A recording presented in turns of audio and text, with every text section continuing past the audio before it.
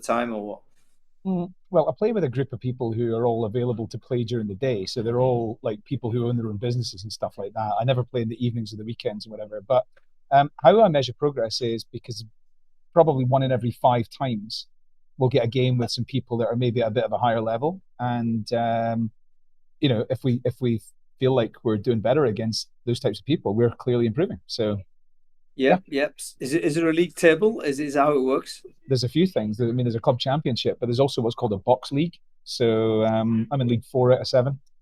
Hmm. Cool. I've never got into it. I mean, I guess it's something I need to look into because I'm not doing any exercise whatsoever right now. So yeah, maybe I'll start buying a paddle, I wouldn't and have said start it's. swinging it. I mean, I would not have put it into the top 10 list of like fat burning or like anything like that. It's better than chess, but it's definitely not like going to I don't know, spin class or something. No, but you do get a breath. You do get a workout though. It's not like just it's a it's something. Some physical exercise of some type, isn't it? Yes. It's not 5 sides. Yes, indeed. So, anyway, welcome everybody to Brainfood Live on Air, bringing it to you every Friday, no fail. It's episode 325. And this is a show I'm very excited to bring with you simply because it's been a topic that's been discussed quite widely in our industry, I feel, particularly when people are doing stuff like public speaking for the first time, or they're coming on to, being promoted to a new job, or even coming on to Brainfood Live. Would you believe it? There's people that I've approached to come to Brainfood Live that have felt that they did not like good enough to come on, and I'm thinking, mate, have you seen Adam? There's no barrier, there's no standard to achieve. So yeah, but anyway, it happens. Imposter syndrome is a thing in every industry. Maybe it's a thing in our industry as well. Let's figure out what that is. And we've got some amazing guests to talk about this and how they've coached other people and even coached themselves to get over it. So I hope this is going to be the right type of show for you. I'm here, joined as ever with my co-host, co-pilot. It's Adam Gordon. Adam, good to see you, mate. How you been? Great. I mean, first thing on my mind is that I think I need some imposter syndrome coaching after the feedback that has just been revealed to me there from you. But overall, yes, my paddle's getting better. I've been playing about 4 times a week over summer. And yeah, I mean, in general, it feels like there's more happening in talent acquisition in the last 2 weeks than there has been in the last 4 months, which is quite interesting. It feels like the dust has maybe settled on some stuff, and I don't know. It's that gives me good optimism.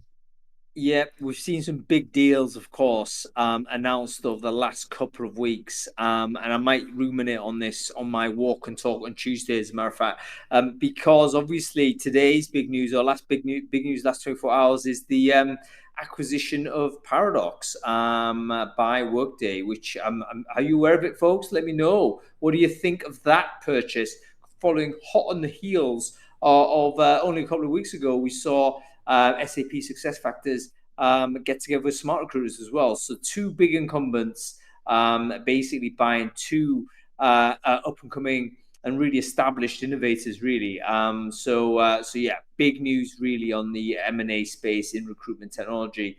Let me know what you think of that, folks. Are you excited? Are you trepidatious? What does it mean, do you reckon, for the recruiting tech landscape going forward? Anyway, One quick sentence on that. Just please. one quick observation on that. Given the depth of the integration between Paradox and Workday, I think it has created an extremely unusual circumstance in that possibly the biggest applicant tracking system in the market is now absolute best of breed, or it will be, and that's very unusual in any tech market for the biggest to be also the best. Yeah, I mean, Workday have made they don't make many acquisitions. When they do, they tend to be big. So it's a big acquisition here. And let's see what they're going to do with it. Bursin, of course, has got his commentary. I'm going to listen to his podcast in a bit and then understand what that's all about. But yeah, good on the guys who work in at Paradox. I know them very well, Adam and Josh and people like that. Great to see them have this type of outcome. Anyway, let's get on with it, folks. Just do a few quick sound checks, just in case you can't hear us. If you can hear us, okay. By the way, folks, in Crowdcast, let me know in the comment and the chats there. If you're watching this on any of the LinkedIn's, I think there's a bunch of LinkedIn's being blasted out here. Let us know whether you can hear and see us okay there. Just drop a line in the comments to see whether the audio and visual check is fine. We should also make sure to thank our sponsors for Brainfood Live on air. Every week, a recruitment technology company comes on and says, Hung, we want you to continue these conversations. And this week is one of our very favorite sponsors. Also, outstanding product, one of the leading products, if not the leading product in terms of innovation when it comes to ATSs.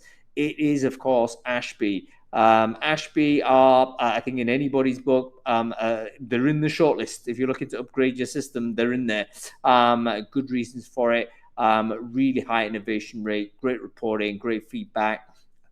Some of the best companies around seem to be using it. So check out ashbyhq.com if you are looking for an upgrade of your core system. Here you go. Thank you very much, Claire. Indeed, so very satisfied users around as well.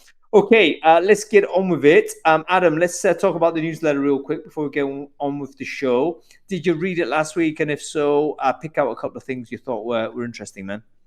Yeah, I liked Richard van der Blom's LinkedIn like open letter to LinkedIn on LinkedIn, where he said that he's been on LinkedIn since 2005. He's been a loyal advocate, one of the biggest cheerleaders, for 20 years. But it was a clear warning to LinkedIn, which is you're really messing with the magic here, because what you're doing is in the change of algorithm, you have you are punishing genuine business content creators who are producing research, producing thought leadership, producing like useful things to people's careers. It's meant to be the place that helps professionals to become more productive and successful. And it's rewarding Facebook style posts. And just like about probably 2 weeks ago, I just went, if you can't beat them, join them.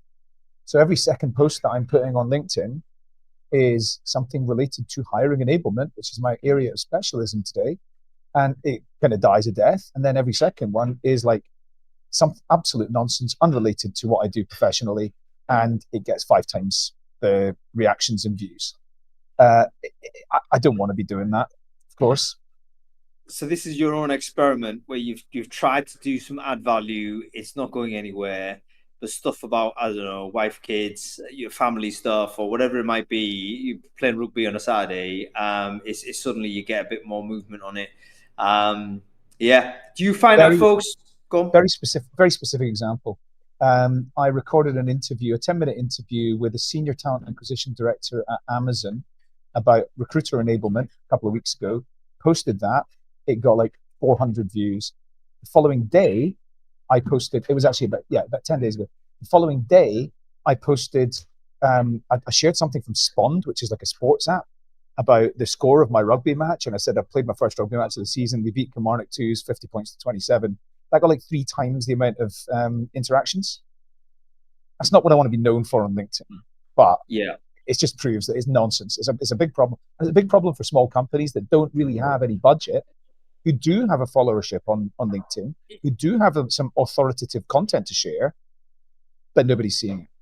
Yeah, really interesting. Folks, it's probably something we should have a Brainfood Live on, actually. Like, are you in a situation where you feel that LinkedIn is, I wouldn't say suppressing your reach, but basically your content on LinkedIn isn't traveling as far as you thought it should?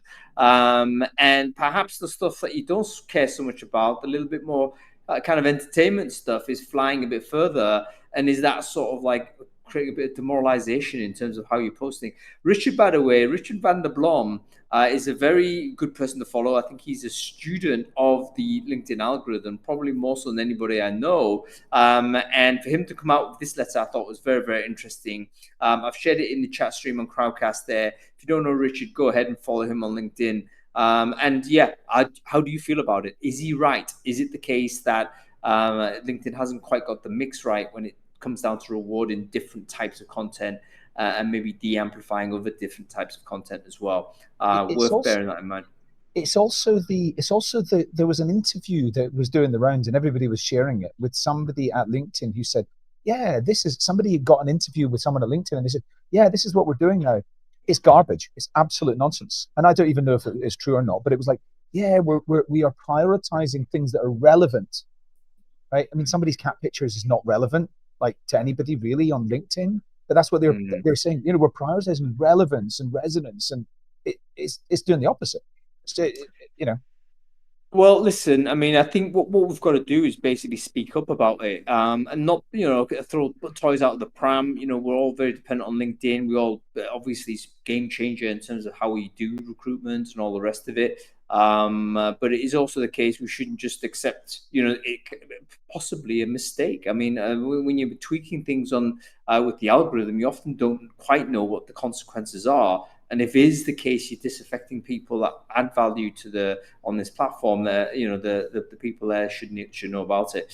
So yeah, probably a Brainfood Live down the pipe. Okay, give us something else, Adam. Brookings, I don't really know what they do, but Brookings has analyzed 195 US metropolitan areas to evaluate their AI readiness effectively, right? And they have their report said that there are a really small number of what they call superstars, which is areas like San Francisco and its twin city, San Jose. And then there are a couple of others, which are maybe 10 or so, which are like star hubs, they're calling them Seattle, Boston, Austin, Washington, D.C. There were a few kind of quite heavily back, but still getting ready, like Pittsburgh and Detroit. And then Mm. over half of US metropolitan areas are showing pretty much no readiness for the adoption of AI, which really underscores the centralization of it's not talent. This isn't talent density. It's just the agglomeration effect, right? Like people Yeah. all coming together. And I think that probably I haven't done an analysis, but I think we almost certainly would see exactly the same if we look at where did the VC money go. Heavily centralized in not just locations, but actually a very small number of extremely large companies like Scale AI got 14 billion of investment from Meta, for example. There's a Well, there's a huge gap between the haves and the have-nots in this area. there's a massive concentration of market capitalization generally in the United States. It's going to a very small number of very, very large companies. I think the Magnificent Seven, I think they call top big tech companies. They constitute something like 29% of the total market cap of the United States. 7 companies. And so that's an incredible amount of wealth concentration. And all of them are dependent on one of them, which is NVIDIA. So it's like there's a house of cards there. And I think we're starting to see a few sort of comments circle around, say, hang on, are we in the mother of all bubbles here? Because everyone's piling money into very small numbers of companies that seem to be battling for the same thing. Can't all be winners here. So yeah, very interesting to see where we're at. And of course, one of the effects of having wealth concentration in small number of companies is that you often get agglomeration in certain areas where those companies are based. And so, very interesting outcomes at a society level when you have an economy like this. Okay, give us one more So, quick one. Go although on. just really quickly, I listened to a really great podcast the other night, which was an interview with Lovable CEO. He's based in Stockholm, and he was pressed on Mm. the question of, did you feel under pressure to move to the US? And he said yes, but we built here in Stockholm. It went quite well. We kept doing it. We didn't feel the need to move. And now, it's the main show in Stockholm. Everybody seems to want to work for Lovable. Talking of AI companies, OpenAI produced a really interesting, transparent report around, or like advice guide around, here's what recruiters at OpenAI are going to look for in you. I mean, everybody wants to work for OpenAI. They all want to work for Lovable. They want to work for Windsurf, whoever it is. But OpenAI is clearly tempting people with financial options. Anyway, they look for people who are deeply aligned with their mission of building safe AGI for humanity. So that's for humanity. That's the mission. Recruiters have emphasized thoughtful communication, ownership mindset, being able to not only talk about what you've delivered, but why this is important for the company and why this is of strategic importance, right? So explaining the why behind your work and not just the outcomes. Autonomy, curiosity, being able to combine strategy with execution. There's some of the things they're looking for. And they're not looking for people who will just do what they're told, that's for sure. So I thought that was a great thing to do. And I believe that other companies should do this as well. Yeah, I should share the link in the chat stream. Basically, what are you looking for? And it's one of these things that we've kind of forgotten about over the last couple of years. It feels like you create a recruitment approach that should be like you want the candidates to win. Like tell the candidate what it is that you're after, rather than disguise that and try and test for it. And hope that they perform the best in whatever recruitment sort of approach that you have. And that's what OpenAI did. I don't think it's a particularly sophisticated document. You might even question whether it is resonant with, how OpenAI behaves, for instance, etc. You can criticize the document. But the fact of its existence, I think, is a good example. It's something everyone should do. I don't see why that's a problem. All right, cool. Let's move on. Let's get on with the show. You mentioned something about imposter syndrome, Adam, and actually we've talked about this briefly before. You feel you do not have this syndrome. Can you explain, as a person that is on the outside of this, what you think imposter syndrome actually is, and what's your theory as to why some people claim to have this? Well, look, I've got a lot of different emotional problems, but that's not one of them. It's ironic that you said that. Anybody coming on here should just look at me and they should feel like they should be happy to be on here. They should be, they shouldn't need to be worried to be on here. Imposter syndrome is one of those. No, I have never ever had that, and I don't really know why, because I don't have high self-esteem. And that's a different thing. And I'm looking forward to the coaching I'm going to get from our experts when they come on, because I'm going to ask them specifically why I've got no imposter syndrome, but I also don't have particularly high self-esteem. Right. Without going into massively deep waters, which I don't want to do, Adam. But some people might be confused immediately about that, because isn't self-esteem about, high self-esteem is like high confidence is, is it, No. how did explain to me, if you don't mind? No, self-esteem and confidence are not the same thing at all. Self-esteem is about how you deep down really do feel about yourself. And Right. quite frankly, because I was sent to boarding school when I was 11 years old, that's probably what kicked the self-esteem out of me, is the abandonment issue, right? But abandonment, right. And do I ever walk into a room and feel like I don't deserve to be there? Not really, but I also know what I'm good at and what I'm not good at. And I'm not going to go and stand in a room with a bunch of Formula One drivers and try and claim that I could be one of them, because it's not what I am. But I could sit on a panel of experts talking about recruitment technology, because that's what I do know about. So yeah. I don't really put myself into any kind of position where it's just not something I ever. I think there's probably you and me are quite similar here. Like, I don't feel imposter syndrome per se as well, but that maybe because I'm making choices to avoid scenarios where I'm not comfortable. And I'm generally very comfortable in the spaces I'm currently occupying in, and therefore people think, oh yeah, this guy's pretty confident in these areas. Actually, you probably immediately create a list of 101 things I'm terrible at, and I fail. But what's interesting with imposter syndrome is that it's not actually related to performance, is it? It's the belief that for some reason you're that you're going to be found out, quote unquote. So in other words, it's the concept you may perform at this level, but you somehow don't feel as if that's connected with your own real capability, and you doubt the capability. You always think, you don't belong. So I'm interested to explore psychology of this. And like I say, you and me both not necessarily being, at least we don't self-identify as individuals of this type. Let's bring on some people that might know something about it, and they can help us talk through it.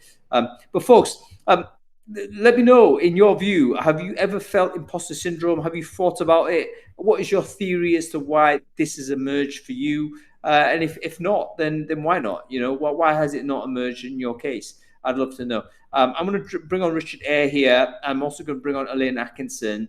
And Tasha, of course, I'm going to bring you on later on, because I really want to hear your story as well. I think a fantastic sort of experience of self-managing your way through it. Here's Rich. Wonderful to see you, Rich. How you doing? Hey, Hung. Hey, Adam. Yeah, really good to be here. Thanks. And I'm glad it's Friday. How are you? Indeed, very glad indeed as well. Rich, can you quickly introduce yourself? Who are you? What it is you do?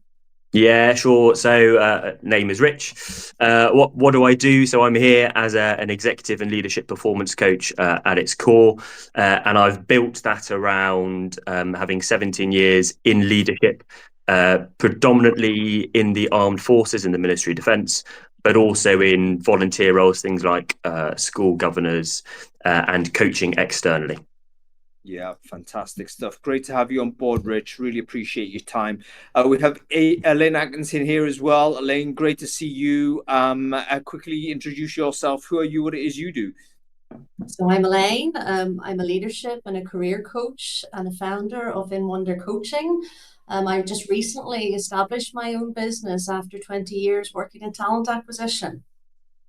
Indeed so. And you did some amazing things with TA, didn't you, Elaine? What kind of companies were you working for there? A whole range of organizations, Kainos, Deloitte, Citi. I worked for RPO companies as well as Exec Search and agency. So I've done it all. Done it all with all kinds of people. And I'm sure you must have encountered individuals that either has exhibited imposter syndrome or have self-identified with it. Let's deal with that concept first, that self-identity of the syndrome, because oftentimes we syndromize things, don't we? We kind of call it something, and does it really make sense? When did imposter syndrome as an idea start emerging in the general discourse? Is it generally something that people are familiar with talking about and talk to you guys about, or is it something you have to dig in and uncover? Any thoughts on this? Elaine, go you first. Yeah, well, I would say, first of all, like it started, I think, in the 70s. There were two women psychologists who did a study of women in particular. And it was about, they were high achieving women, and they put a lot of their success down to luck or timing or help from others. And since then, that sort of phrase, imposter syndrome, is kind of stuck. Now, I'm personally not a fan of it because it almost sounds like an identity or a label for yourself. I have a syndrome, I'm an imposter. And I prefer to think of it as experiencing imposter feelings or thoughts rather than who you are. And I think it comes from two places for me. One is internally, how you process success and failure. And it wouldn't be unusual, I've experienced this myself, that you often zoom in on your flaws and you dismiss positives sometimes in your life and your career, or you focus on perfectionism, which means you always feel like you're in debit, that you're not good enough. So there's part of it that's internal, but part of it's also external. And I think this is really important because if you don't see people like you in senior roles, particularly in organizations, or you work in a culture that's full of bias or stereotypes, it's no surprise that you would question whether you belong. So for me, it's a combination of what's happening internally, the stories you're telling yourself, and that's partly informed by your upbringing and your experiences, but it's also about the environment that you're in, and you need to look at both. So if you haven't Yeah. experienced it before, that might be because you've been in environments that were more attuned or aligned to your version of the world.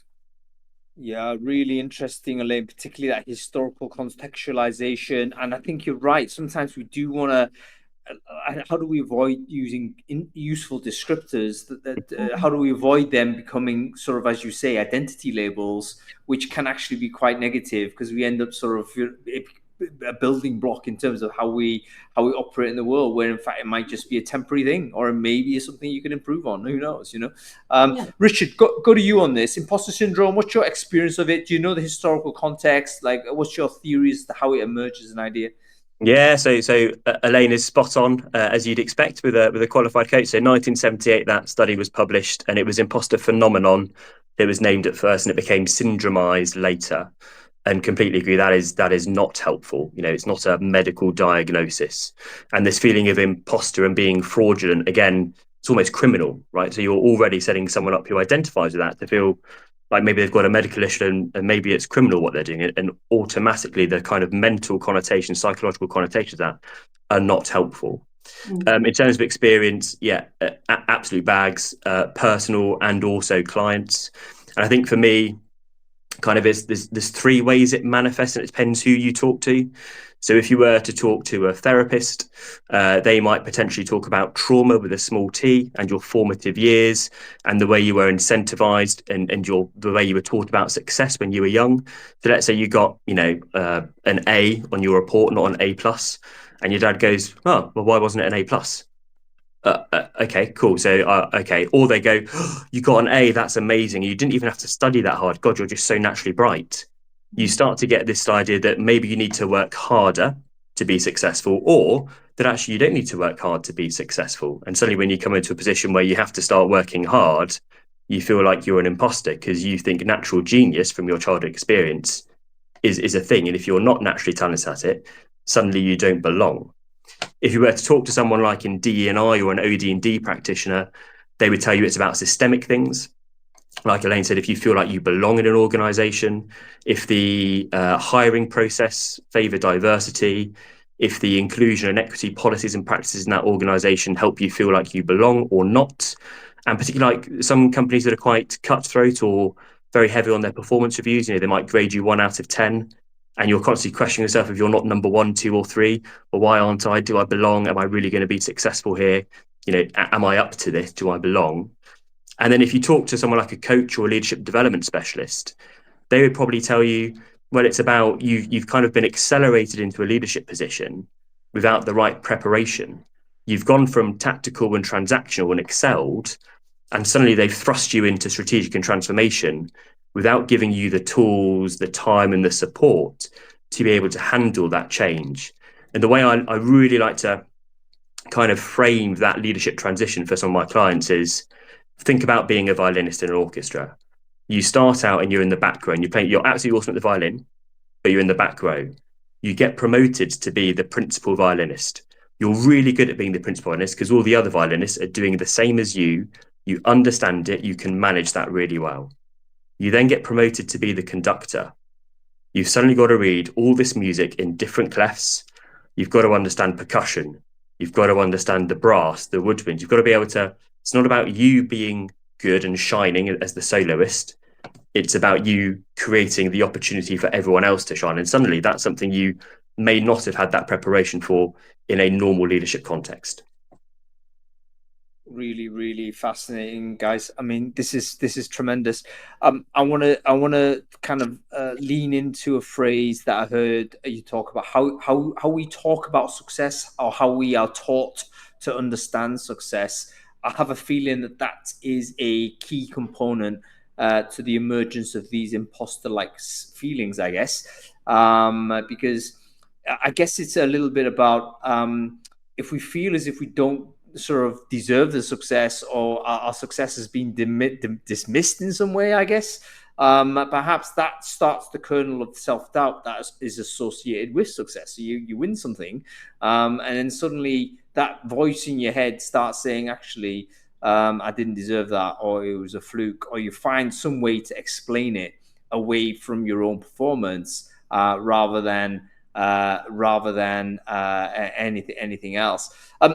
Is this like genuinely a parent thing then? And again, we're not qualified sort of child psychologists here, and this is not what we're all about. We kind of locate our conversation typically on a professional level. But I wonder how many times in your coaching careers do you encounter individuals where you think, hang on, probably this does go back to when they were kids, or does it emerge later in life? I mean, how does your experience sort of what does your experience tell you about this? I would say we're all shaped by our experiences and how we were brought up.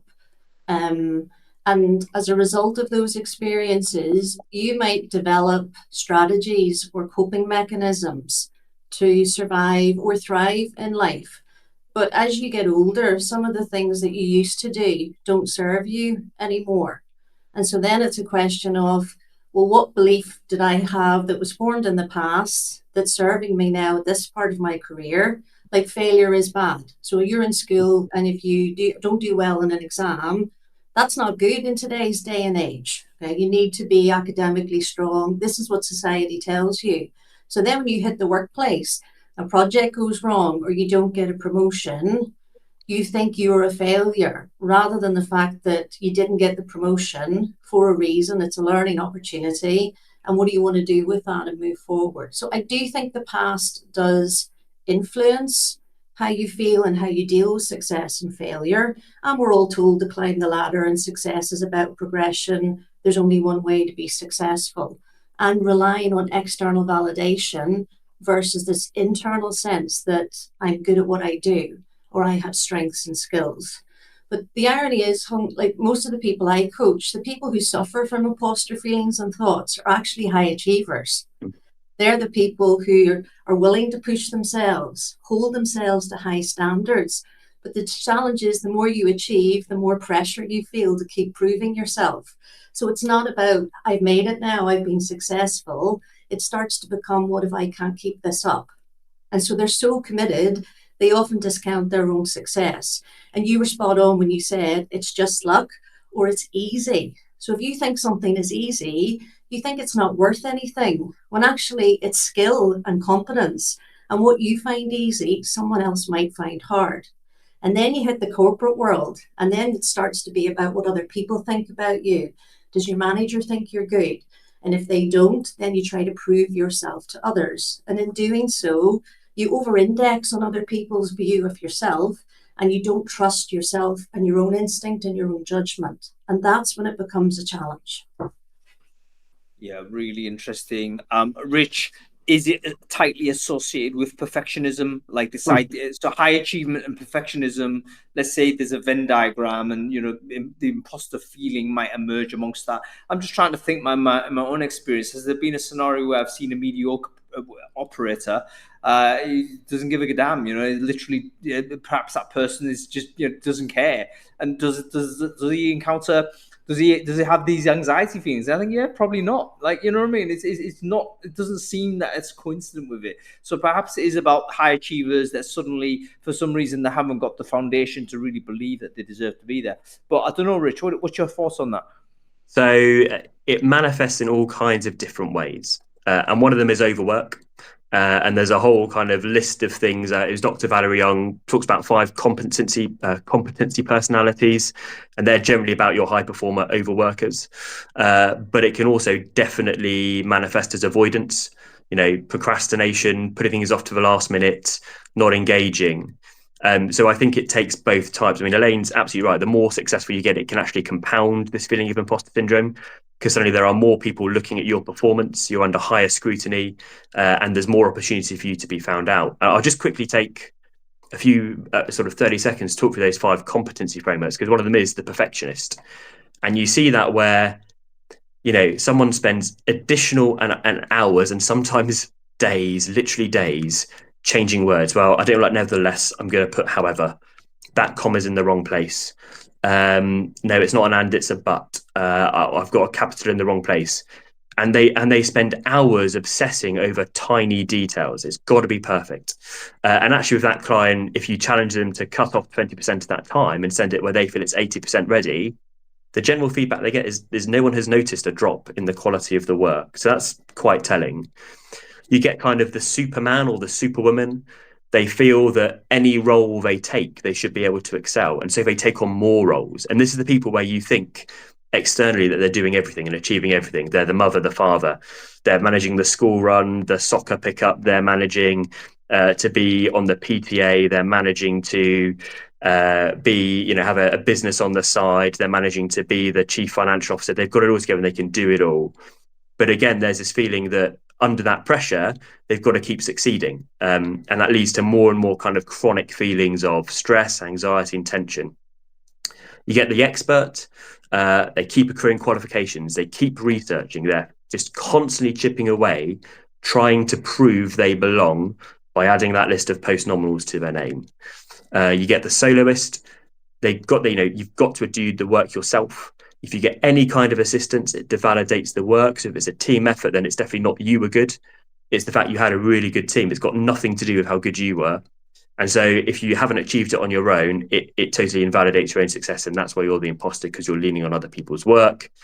And as I mentioned at the start, this natural genius thing, you think that everything must be handled with ease. Otherwise, it's not natural talent. These are the ones who tend to do all that overworking piece. Really interesting. I think if you have that study, we're sharing that around because I think it's something we, would learn a little bit more about ourselves doing it. If I saw Adam nodding ahead, I was nodding my head as well. There's a few things that resonate with me on that for sure.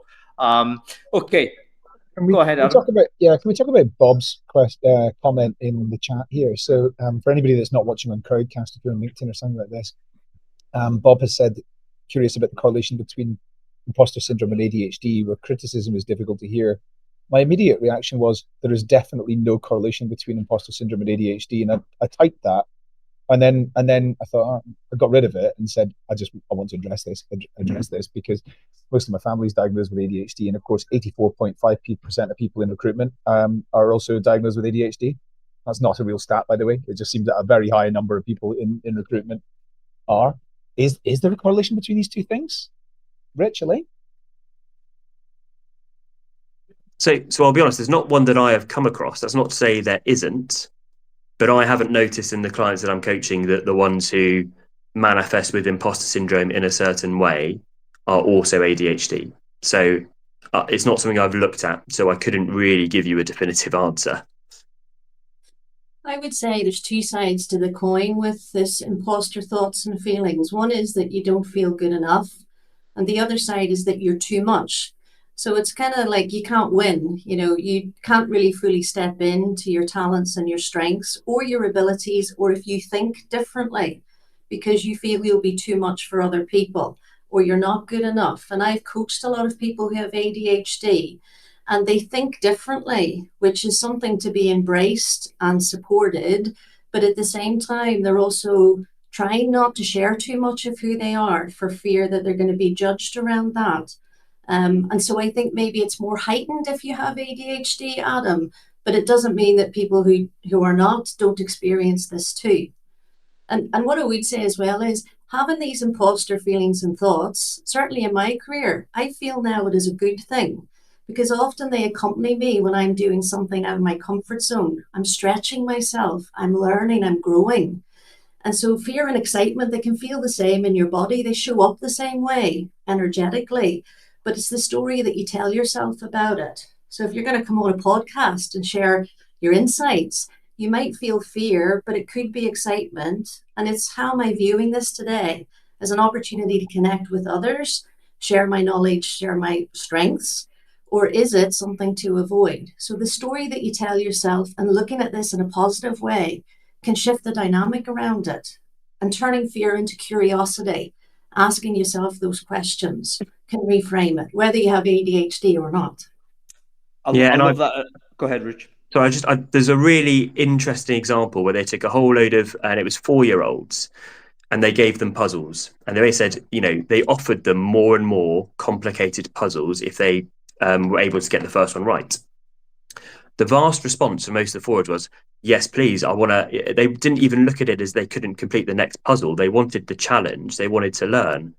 And not once did the concept of they couldn't do it or it was too hard come in. It was a challenge for them to learn. They didn't even see it as failure. So I think it's about this language you have. And I'll be completely honest. Was I nervous before I came on this? Sure. Did I think there'd be questions that I might not know the answer to? Absolutely.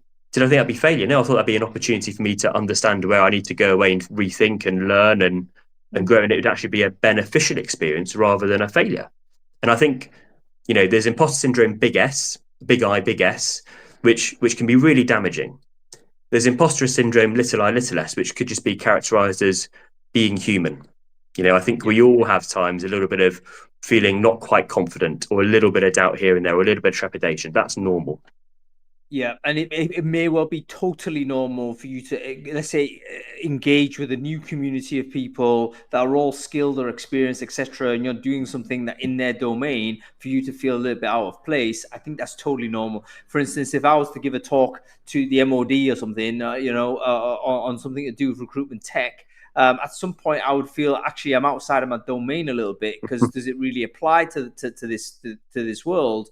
And that's a normal feeling. So let's it doesn't have to come in with the big I and an S, as you say. Yeah. It's when it is, let's say, a persistent thing across multi domains or where in spite of the evidence, like you are just an amazing achiever over time, but you still have these chronic feelings, that tells me that yes, that's a problem, because it's not attached to a realistic observation as to what's going on, that you are that good. Why do you feel this way?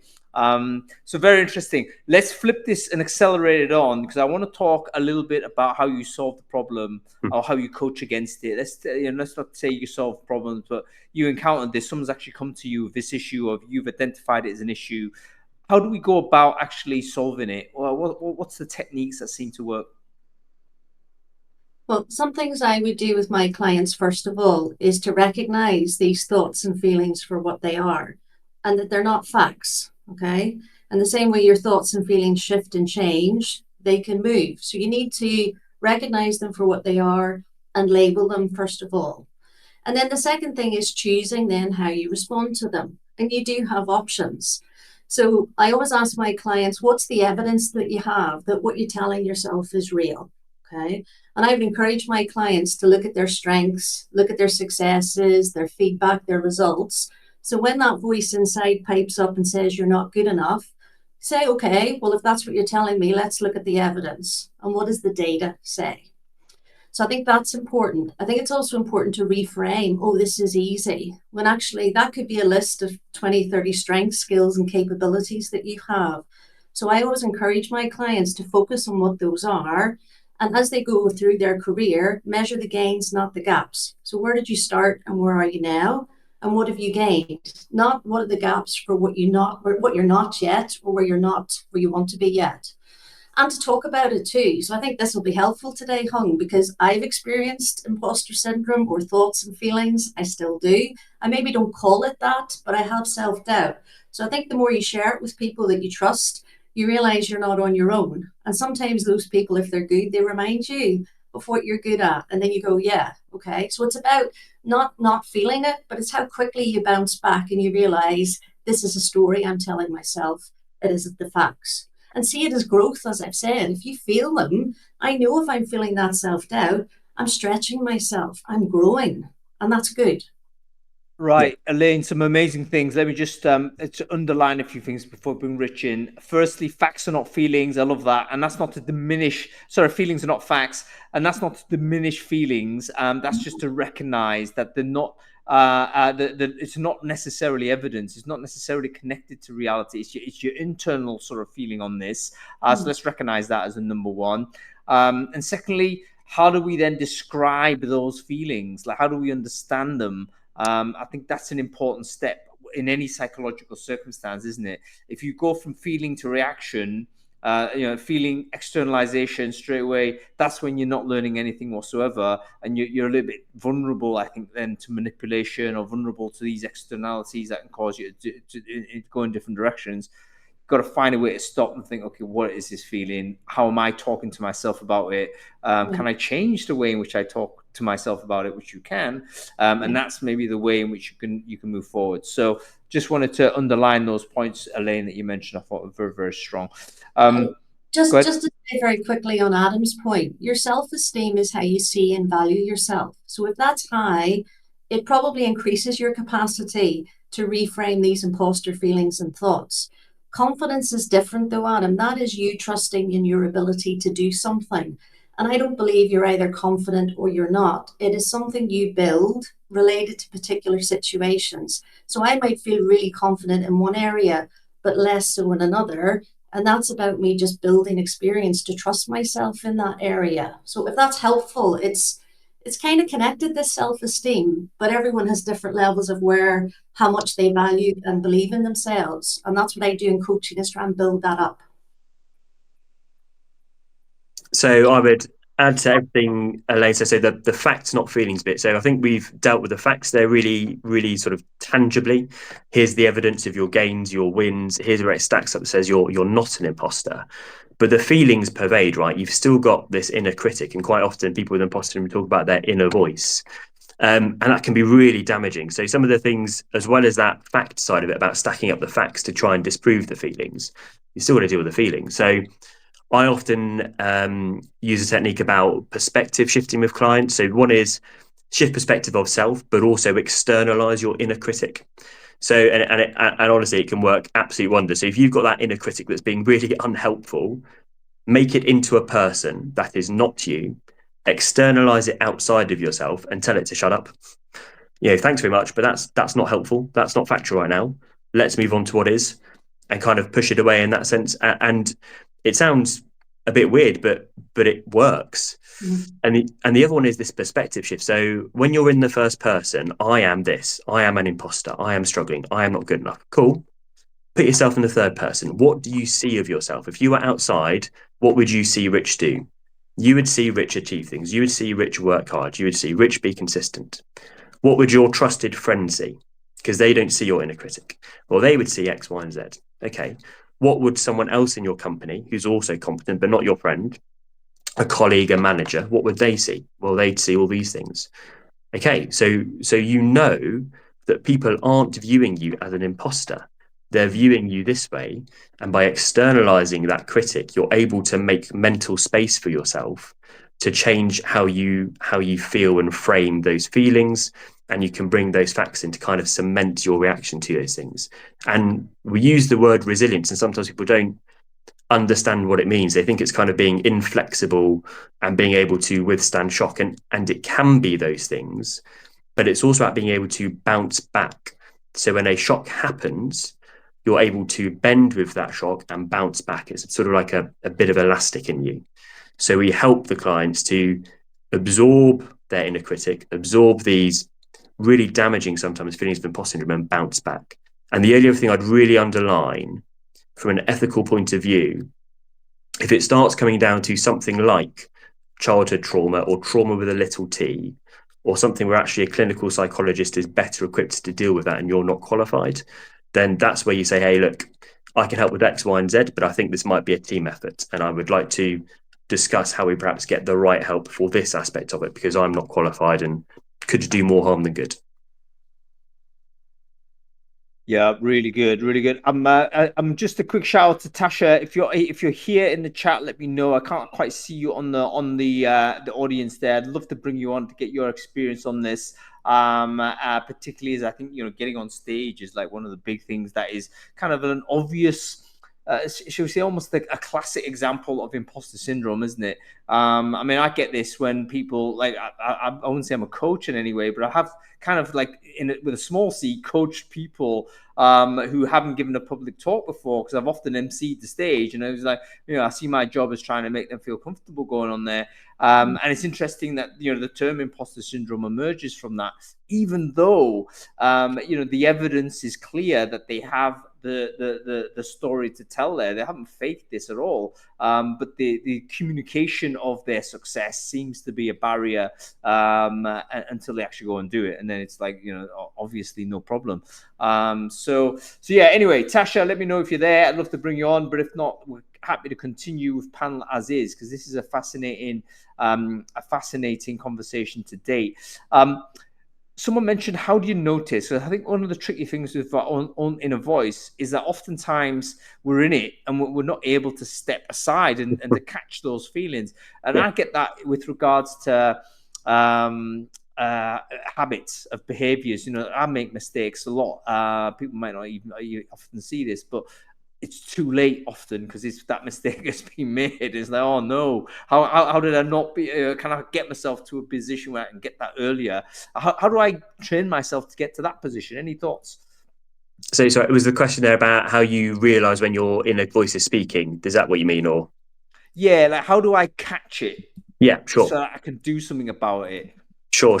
So one of the things that coaching is all about is helping clients create space for reflection.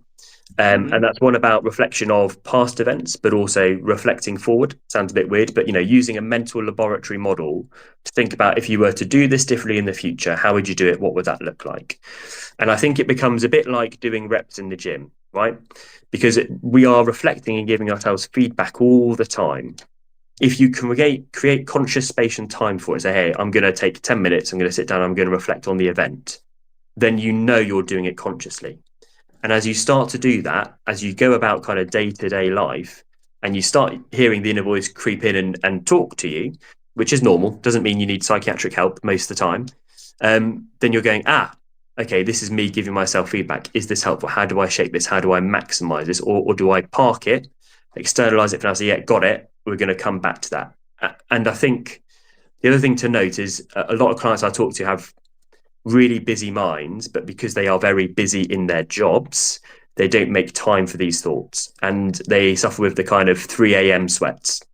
Yeah. Or when they stop and they sit down to watch telly and relax, they suddenly can't focus on the telly and all these thoughts come pouring in. So it's about things like journaling, writing these things down, using a second brain, increasing your processing power. Again, it's all about creating time and space and making it a practice to reflect rather than allowing it to happen without you being in control of it.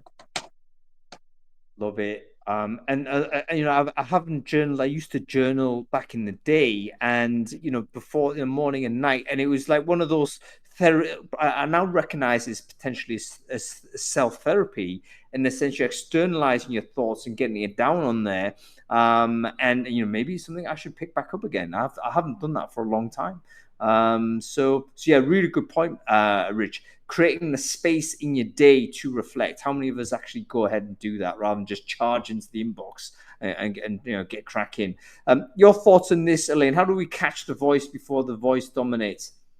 Yeah, well, given we're speaking to TA audience, and I've been in those situations in the business where your stakeholders knows more about the job than you do, or there's bias in the hiring process, and you want a challenge but you hold yourself back. Often the voice can sound like doubt, questioning, but what if you can't say this correctly in a senior meeting? Or what if they shoot down your idea? So sometimes it sounds like doubt. It also sounds quite critical. So this voice can be quite harsh and black and white. There's no shades of gray when your critic is involved. So often it will tell you, well, either you're going to succeed or you're going to fail. This meeting is going to be a disaster or it's going to be wonderful. When actually the meeting could be okay. You've made progress. It wasn't perfect, but it doesn't need to be, because you showed up and you did yourself proud.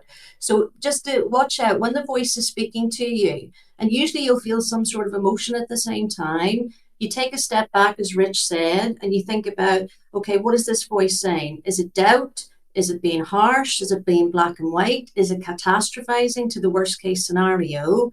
And you just observe it. And then you go to your evidence.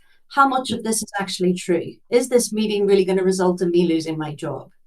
And you might laugh at that, but that actually sometimes is what's going on in your head. And when people verbalize it, they're actually quite surprised that this has been going on inside the whole time. And so every time they have a meeting that's coming up with a difficult stakeholder, they're going in with all that emotional energy. So the more you can label it and separate it from yourself, it starts to loosen its grip on you. And then you can tune into, right, well, what do I want from this meeting? Who am I when I'm at my best? What are my strengths? And you show up as your best self. And it's just practice. It's like a muscle. You build it over time. I love that. I love the gym analogy. I think it is very similar to that. Get into the habit, do the reps. I love the externalization as well. Get it down on paper, just verbalize it out there, and then just contrast that with what the situation is. It's usually not a disaster. I mean, I think there are such things as kind of catastrophic failures, don't get me wrong, but most of us working in the day-to-day, white collar work, chances are even a catastrophic disaster is not a catastrophic disaster. It's like a badly written email or something. You know what I mean? It's not that big a deal.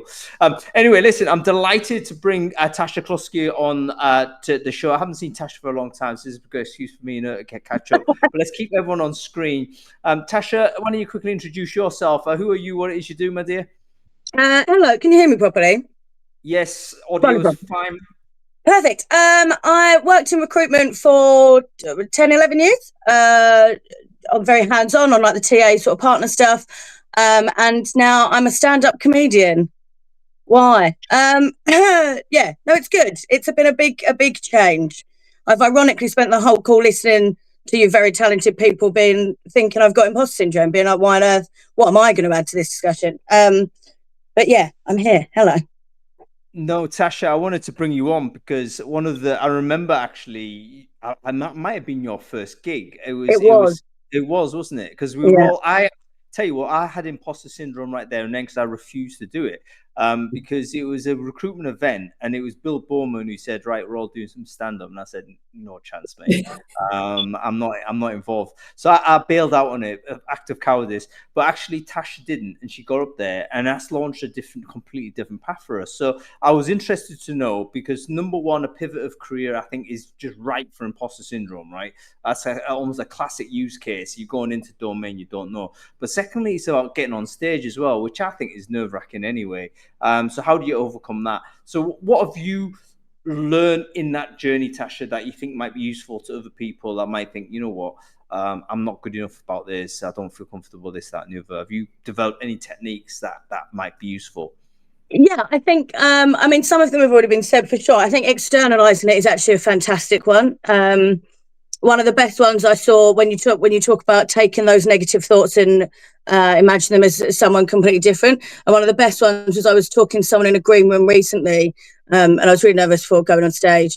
And we were talking about how you kind of overcome that and that sort of stuff. And they now said that every time they think that negative thing, that they imagine it's Donald Trump saying it to them. And that's made it a lot easier for them to, excuse my French, tell them to go fuck themselves, which I thought was actually kind of great, right? Like, it's very easy when it's you to kind of get sucked up into it. And yeah, actually imagining those same horrible things that you'd say about yourself, that you're not good enough or that you shouldn't be there, as someone who's a lot easier to be like, I'll just do one, and then just kind of crack on.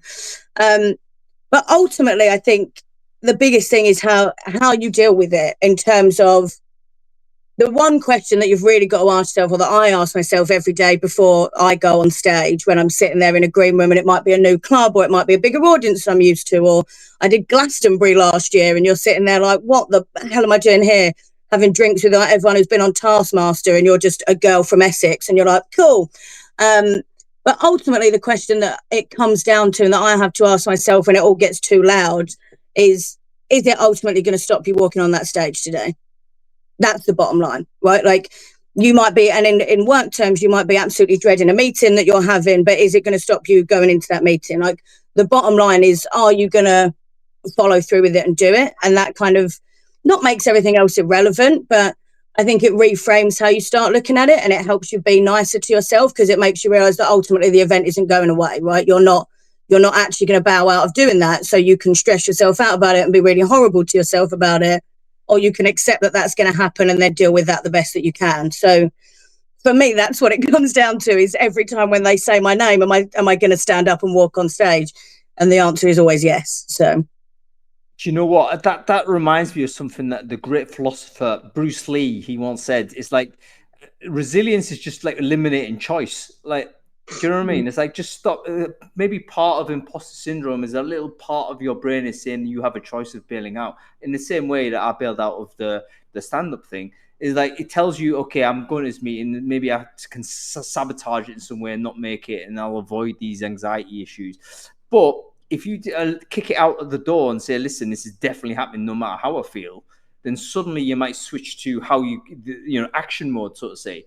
Yeah. You've eliminated the possibility of getting out of it. You're in it. So you've just then got to deal with it as best you can. And inevitably you bring your resources to bear, and you're going to get through. So yeah, I think that's a very good question to ask. Is it going to stop you? Yes, no, and then crash on. Very, very good. Okay, folks, we are coming to the end of this show. I'd love to have another conversation on this. I mean, we're getting into the psychology side. I'm also conscious of the fact we're all recruiters, really. We're not psychologists in the end. And similar to Richard's point, we have to be ethically considerate, in the sense we're not here to give advice that we're not qualified to give. But I do think it's useful for a lot of people to get together and talk about it. Informed conversation amongst enthusiastic amateurs, let's say, I think is always going to be useful. So let us know in the comments if you're interested in conversations of this type. We know it's not like, okay, practically applying to recruiting, etc. immediately, but personal development type of conversations. Is it interesting? Let us know, because if so, we can keep going with those things. All right, we're letting people drop off now, so we're gonna have to say goodbye. So Elaine, great to see you. Hopefully, we'll get the chance to catch up soon. Tasha, thanks for coming on. Wonderful to see you. When's your next gig, by the way? What's happening? Give us a lowdown as to what's happening. I can't remember. That's not good, is it? Sometime next week. I'm gigging again next week. I've got the weekend off for my mum's birthday, so it's all a next week problem at the moment. Fabulous stuff. And by the way, we need to find a chance to catch up. I don't know whether you're about in the same way as you were, or if you're floating about in London. No, I'm still in London. I'm still in London a lot. Yeah, so we'll find time and grab a beer and ping catch me up when you're free, and we'll definitely have a catch up. Great to see you. Perfect. See you later. Bye. All right, guys, that's it. I hope you enjoy the show. A little bit of a different flavor, this one. But yeah, always educational. Taught me a lot of things, actually, that I think really, really useful. The externalization of the little voice, the writing stuff down, time to reflect. And the final issue, you know, is it going to stop you? Yes, no. Let's get it to black and white. And if it isn't going to stop you, then get on with it, basically. All right. We are back next week, folks, as we always are. Brainfood Live on air is cracking through. We've got an absolute zinger for you next week because we're going to be talking about new recruitment. No, we're not. We're going to be talking about capacity. What is the capacity for the talent acquisition team in the era of AI? We have to talk about this because I think we're seeing requirement load, rec load start to ratchet up. You're not getting away with 4 requirements ongoing every month. There's going up to 5, 6, 7, 10. How many can recruiters take in today's world, especially if we all become AI enabled? We are going to be talking about this. What is the new capacity for a TA team if everyone gets AI enabled? You have to tune in for that. We're there next week on Friday, 2 p.m. BST. Make sure you sign up to it. Follow the channel. If you're watching this on Crowdcast, you can just click follow and you'll be notified. If you're watching this on LinkedIn, follow my page. You'll be notified there as well. Okay, that's it. Thanks for everyone for watching. We'll see you next week.